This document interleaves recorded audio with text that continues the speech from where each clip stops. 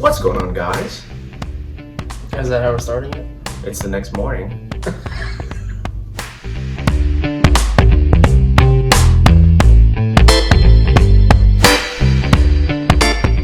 It is day 2 of PAX, but we spent all of day 1 At PAX playing video games. That was pretty much our whole mission from the moment we got there until the expo hall closed. We played games. So we want to share our thoughts and everything that we played with you.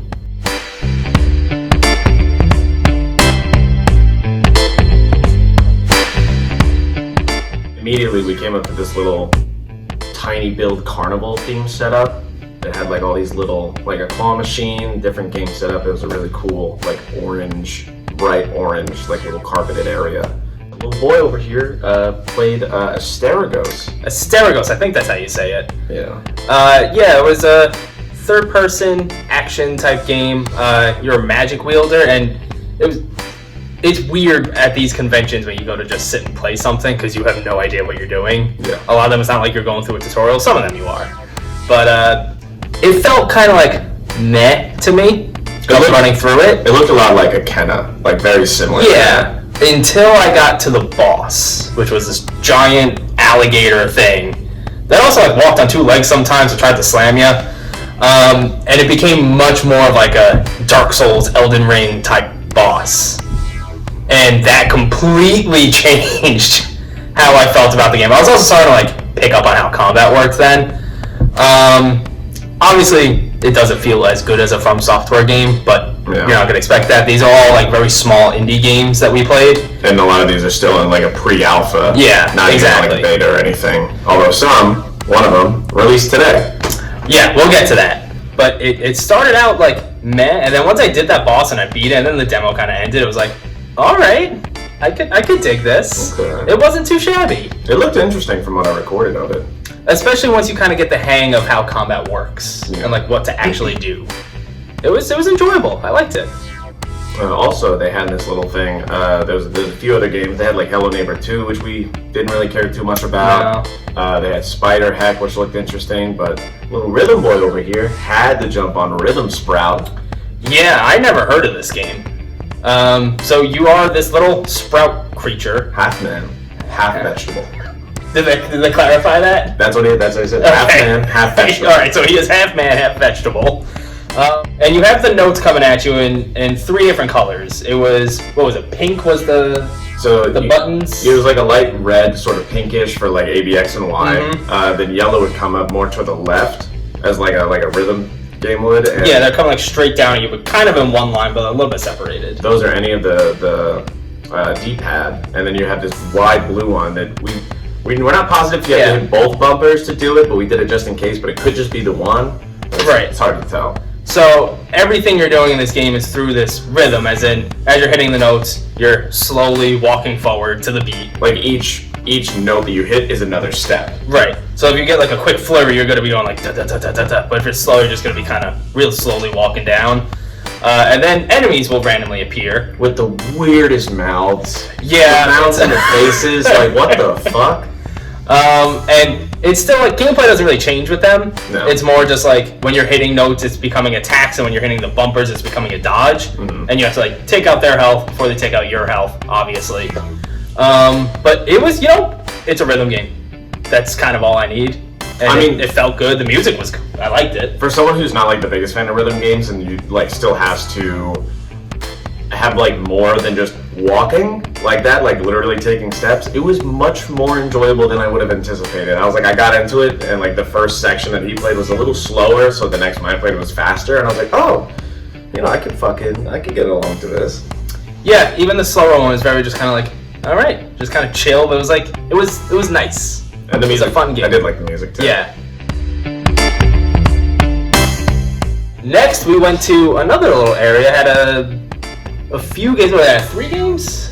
I want to see 3 games total. They had like a image combined of like, here's one game, here's another game with like 2 little like TV set up around under that one, and behind us, one of the games had like a cool like display of like one of the characters, which I thought was really awesome. Yeah, why don't you talk about that game?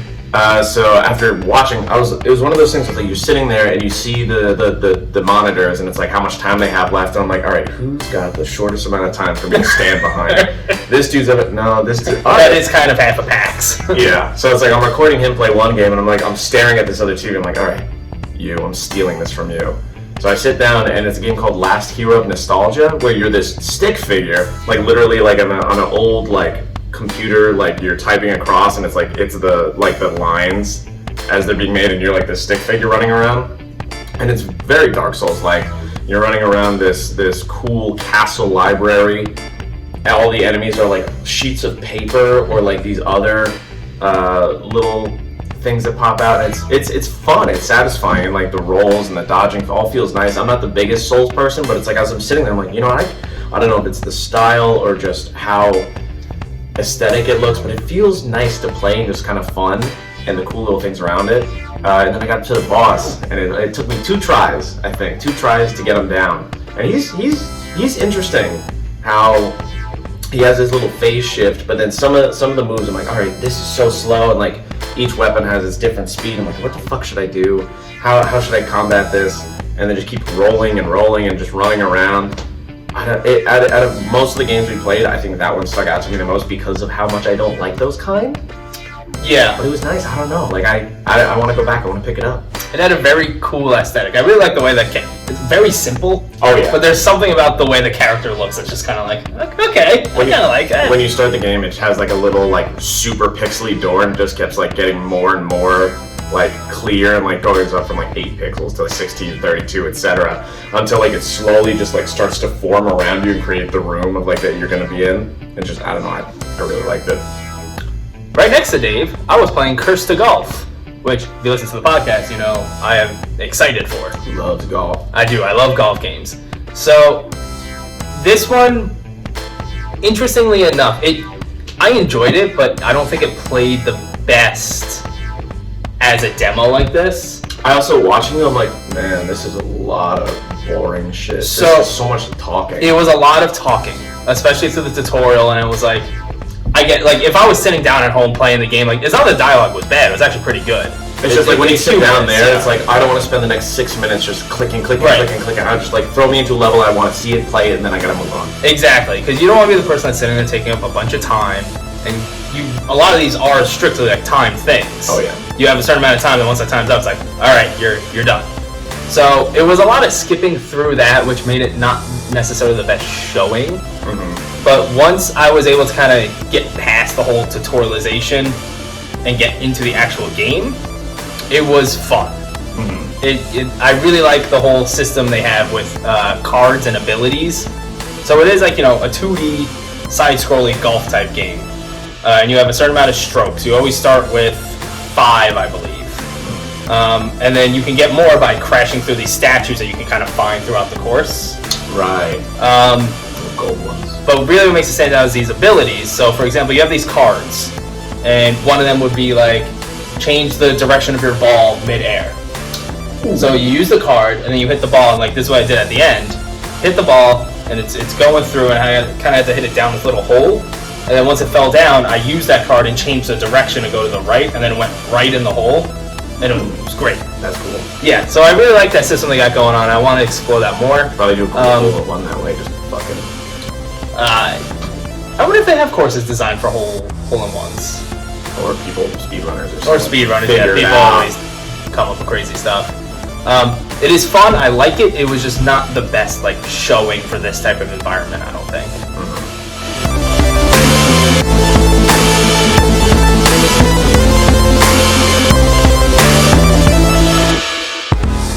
My highlight.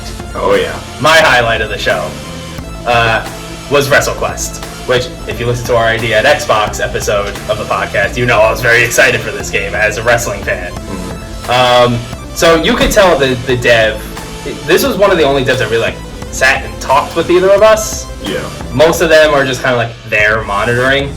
This dude was full dressed up in like a garb and everything, black eye makeup. Yep, and he kind of like sit there and help you like walk you through the intro of the game, talk to you about the mechanics, and just talk to you about the game in general. Yell at Dylan when he's going the wrong way. I did go the wrong way, the complete wrong way.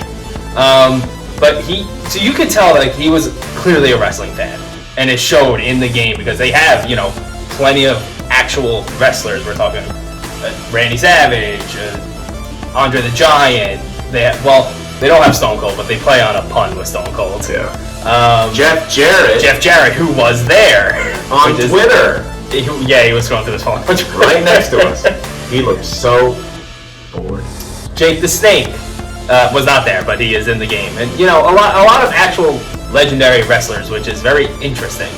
And it was cool listening to the dev talk about how he said in the office when they found out from the Andre the Giant estate that they were like, Andre would have loved this. He would have been so on board with this. This is awesome.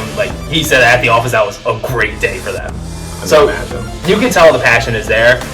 When it comes to gameplay, it is a very cool mixture of wrestling and turn-based combat. Because you know me, I'm not a big fan of turn-based unless it has something interesting going. Exactly. And this definitely has that as a wrestling fan. So you get different moves with under gimmicks or different type of special moves. So you choose that move, you do it, and then you can follow up by hitting the button prompt because they kind of bounce back off the rope sometimes. And if you miss that, they'll bounce off the rope to kind of counter against you. Very back and forth like a wrestling match. One of my favorite things is at the end of a match, if it's in a wrestling ring, the only way to win is to actually pin them. So you have to pin them, and then it's kind of like here's the bar going this way with an arrow above it, and you have to time it up just right. Time it 3 times. Yep, 1, 2, 3 before the timer runs out and they kick out. Every time you miss that, they are more likely to kick out. That timer will go down.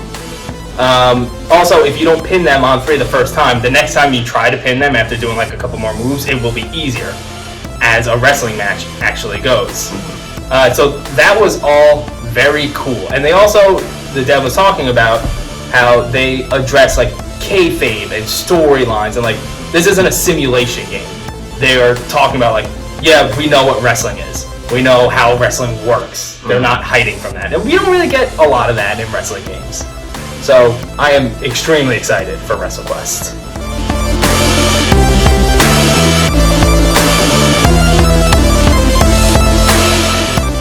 So they had some other booths set up with games loaded up on them for for how this PAX is. It was very empty in certain places, and some of these games just had no one. Just waiting for someone to walk up. And I come over to one of these things where they have Exophobia, to which nobody told me it was a game that was already out, and I was just sitting there wasting my time. Though the funniest thing was, in this weird sci-fi Doom-like shooter, it just crashed at the end. I went up against the boss, and I didn't know what the fuck I was doing or what to do to damage him. I got one hit in at the end, but then I died, and then boom, game just crashed from widescreen. It popped up, and then we got that right at the end of the video. We'll put it here. You'll see it. It was alright. Right next to Exophobia was the Courier, which was it. So I should preface this with some of these games, like he said before, very pre-alpha. Some of these are very early builds. These games are not done. There's going to be problems. I was looking forward to playing the Courier because it's an open world mail delivery game. On top of that, there's a lot of other activities and jobs you can do along the way, and I'm very into those types of games. Oh, the Courier. It was not ready to be shown. It controls poorly, just to put it out. It is, especially on the bike, it is very hard to control, to actually navigate. And we'll show some footage here. The amount of times this boy kept crashing and hitting into things. Yeah. Even certain collision issues. There was one part that was hysterical where he just tried to get some mail out of the mailbox, but his bike was too close, and there was just one rock that was just so poorly placed where it had the outline shadow of where the item that you're supposed to be doing is, but it's the actual course of getting it, so the prompt would pop up to hit the button was just bouncing back and forth, and it was literally pixel perfect. You had to stand there to get it, and then the back of the bike you're just kind of jumping around, and then it ended up getting stuck over up against a railing, and he just kept bouncing trying to get on it until it finally was able to click. I tried going across this dock, which granted it was the wrong way to go, but you could see. In a way, if you were able to get on that plane and keep going, you probably would have made it. I mean, that's the whole point of those lanes. It was getting very caught on like each little thing on the dock, and then just kind of fell off of it, and that was that. Also, next to a post office, I kind of had my bike there, and it got kind of caught in something, and I kept trying to get on. Every time I tried to get on, it would just push me kind of into the woods. I would go back and push me into the woods. I'm not going to write this game off completely, because as I said, I don't think this game was ready for this. This was clearly very, very early, and it's always interesting when you're showing off a game very early in this type of setting, because it's not just press that's here. Yeah. It's a lot of people coming here as just video game fans. And so they're going to see something like that and go, oh, it's shit, and then just walk away, and that's going to be their only thought on it when it comes out. It doesn't matter how much they fixed it, it's just like, well, that game was shit when I tried it. Right. So I'm not writing this game off, but they have a lot of work to do to kind of get me back in. I like the idea of it. And the grounding is pretty nice. Yeah. Kind of keeping on with the same type of subject, I also played a game called Elements, which was another. I liked the look of it. You made a good comparison with Immortals Phoenix Rising. Right. It has that type of look, like, big grass field, very open. You're really playing off that Zelda thing as well. Yeah, you're using the glider. The glider. You have some fucking dinosaur you can just summon and just start riding around, which that has its own set of bugs. This was, again, a game where I kind of thrown into it. I don't know exactly what's going on and what I'm doing. And it was clearly very early. They did have the screen close saying, like, this is pre-alpha, like, please be patient with us. Thank you for spending your time checking out this game. Yeah. But yeah, also had some problems where it was like, oh, I opened a treasure chest and these items pop out. I can't pick up the items until the treasure chest eventually disappears because of the way like they were clipping on each other. And again, having to stand in like the right spot to pick it up. Exactly. Also summoning this dinosaur, which, to be fair, the tutorial never taught you. I just kind of figured out by hitting buttons. Yeah. You suddenly summon a dinosaur and you're riding around it. It's a mount. And at one point where I was learning like this magic wielding tutorial thing, I tried to get off the dinosaur and the character didn't realize I was off the dinosaur. So just kind of floating there as if she's on the dinosaur. And I can't do anything. And the dev had to come over and basically restart the whole game. Like, close it out on the PC, open it back up.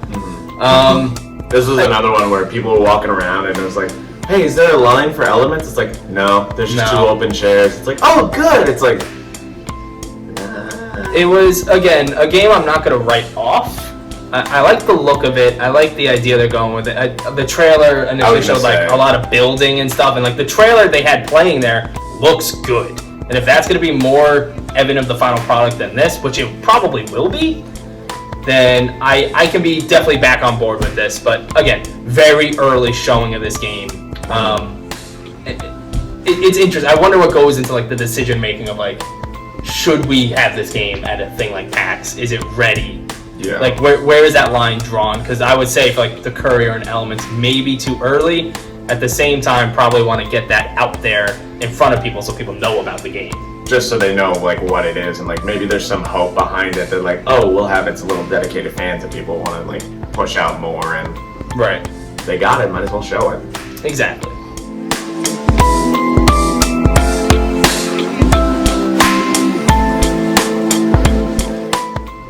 Not too far away from there, behind us, was the Devolver Digital little showcase area that they had, and the only one that really stuck out to us was they had Trek to Yomi, which, okay, like that was like, oh shit, they got Trek to Yomi, I'm definitely hopping on that. A guy came over and told us to move to a different line, to get on to the other one, and no, he pushed us over to like the merch line, and there was another line that was kind of going into the thing when we were on the outside. It was like, alright, fuck this, we're walking away. But we were able to come back, and we started playing, and I don't know if I expected how, like, in a way, stiff it would be, because a lot of it is so, like, think of it, Ghost of Tsushima had much more of that, like you were playing on a super hard difficulty, and, like, you had only so many hits you could take, and it's like, you really gotta time it up and, like, do your parries right before being able to, like, either do, like, hard attack or, like, swoop into them. But, like, I don't know, that Kurosawa style shooting of just like the long wide shots, the black and white, and just that stuff. It all feels so, and I'm so excited to try it. It's on the Game Pass too, apparently. Cinematically, very cool. Oh yeah. Gameplay-wise, yeah, I can see a little stiff. I think if we had more time to actually like sit down from the beginning with the tutorial, get in the groove of things, it would be better. Like my entire time holding the control, I'm just looking down at first. Yeah. Like, all right, what does what? That does this? Like, why the fuck am I not rolling? Yep, and at the same time, neither of us wanted to take too much time because this was one of the more popular ones while we were there. So it was like, okay, we'll get our time in and then have to move on. So other people would play the game because no one wants to be that person. No, and we just want to be the nice guys and be like, all right, I think we've had our time here. Hey, your turn. You want to go? It's definitely cool though. I dig this game. It was one of my favorites here. Oh yeah. Valley of Shadows. They describe this as like a horror narrative first-person game. An autobiographical That's what it was. Puzzle game. That's what it was. So I don't really have any idea what's going on in this game story-wise.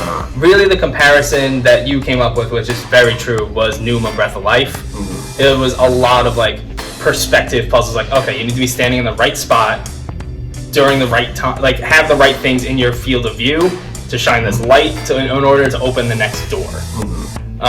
At some point, I couldn't figure it out, the one I was doing, and then the expo hall was closing, so I was like, all right, I'm done. I get the idea of this game. I was pretty sold on it. I like these types of games. They're fun. I love puzzle games, stuff like that. I really want to try it. Mm-hmm. And you got to play it first because there's this other game, and there was two sections. One was basically just a fucking ghost town. And someone came over and was like, you guys can play over here too, as there's like 8 of us in this one line. So he goes over and he sits down and we start playing Turbo Overkill. And it took me so long to be able to sit down, so long so that he finished his demo, came over and waited with me for like a minute or two before I was able to sit down and do it myself, and that was the last one that I got to play of the day. I really like this game. Oh yeah. It plays really good. It is a mix between Doom and I guess Ghost Runner in a way. Yeah, it's a much more shooting based. Yeah. Not that like parkour, running and whatnot, but like you don't necessarily have like the one hit like Ghost Runner. You go around Doom like picking up certain power ups and ammo and stuff like that. It plays really good. So that game is out now. When you're watching this video, it's out. But again, this was a game that we got to play, and I was totally like, yeah, I want to play this game. Oh yeah. It was a lot of fun. Very smooth. It was challenging, but had a lot of those like Far Cry 3 Blood Dragon vibes, like that. Like, oh, I'm a super powerful dude. Like, no one's gonna get the fuck in my way. I got cybernetic parts, and my legs gonna open up to a chainsaw, and I just start sliding. Yeah. It feels really cool. The demo opens up with you just saying that it's all first person, so big cigar with like your robotic hand. Put it out. You jump down through this glass. And almost literally like the beginning of Ghost Runner, where you fall down and just slice into him. But your leg opens up into a chainsaw, and then when you slide around in the game, there's a slide button. The faster you move, the more you'll slide, the faster you'll slide. Mm-hmm. You're just using that chainsaw leg to cut enemies up. Very cool. Oh yeah, very cool aesthetically. Yeah, it is. I think that was it. That was everything we played. Pretty much. We got to play most of what we wanted to play on day one. It wasn't too crowded, which was nice. A lot of it is a lot of indie stuff too, so for certain people, for like personality wise, a lot of it's hit or miss. Like there was only so many that like really jumped out to me and be like, yeah, I kind of want to put my time into this. Otherwise I'm like, all right, I'll just watch, or like it's not the most like up my alley. Yeah, and with this PAX specifically, you know, PAX coming back this year. Yeah. A lot of the big guns are not here. I saw BioWare, I got excited, and I was like, no, it was just a merch shop. Gear. It's just the items. It was really like what Gearbox and like Devolver Digital were pretty much like the biggest ones. Yeah, I'd say so. So Randy was there apparently. Yeah, we did not see Randy. No, he was there somewhere though. But overall, I had a fun time with PAX. It's cool getting to try these games. Oh yeah, and just all the people in their incredible cosplays, and just getting to see all the people that share that same excitement as well. If you had to pick one game as your highlight that you played, which would it be? I want to say Last Year of Nostalgia, because of those kind of games that I'm not the biggest fan of. It really stuck out to me. Really not his type of game. Not at all. For me, Wrestlequest. Easily. Who would have thought? Who would have thought? It's a surprise. But the way the dev, the passion he had for the game, that type of stuff helps, and it was cool seeing that. Oh yeah. Now we're gonna get ready for day 2. Day 2. We're gonna head in and do some shopping. Spend some money. Spend a lot of money. Thanks for sitting down with us, checking out this vid. We had a great time. Finger guns. Hope you did too. Hopefully we kind of taught you a little bit about these games, or showed you some games that you didn't know about. We'll talk more about them too when we get home. Join us on Thursday for the next episode of the Offshore Gamescast, where we will be talking more about this stuff and just other games and news that happen. Behind the scenes excitement. Yeah, also check out the vlog that will be going up also at some point, if not already up. Fun stuff. Lots of content going out. Oh yeah. Thanks, everybody. Stay safe.